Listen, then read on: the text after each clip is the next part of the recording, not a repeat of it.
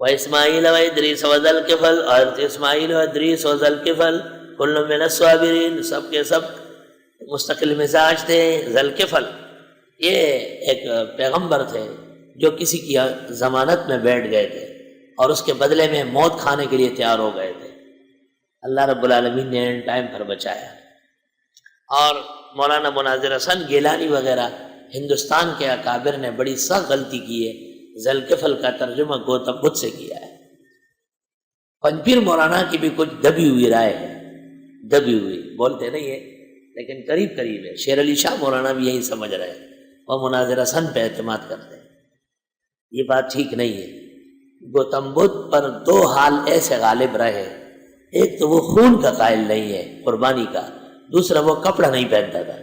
ان دو وجہ سے اس پر نبوت کا حکم ناجائز ہے، غلط۔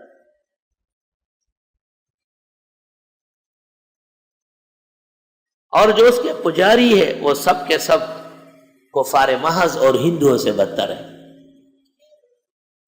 ہاں اس نے جہاں قدم رکھا وہاں پر متھرا بنایا، متھرا پاک لوگوں کے رہنے کی جگہ۔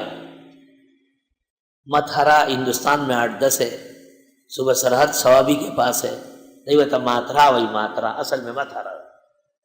کہتے تھے مکہ کے اندر سورج طلوع ہوگا اور باہر تک اس کی شعاع آئے گی، جب ان کو موقع ملے تو ان کو کہو میرے شہر میں آ جائے، آباد ہو جائے۔ اپنے لوگوں سے کہا مجھے چھوڑ کر ان کے ساتھ ہو جائے۔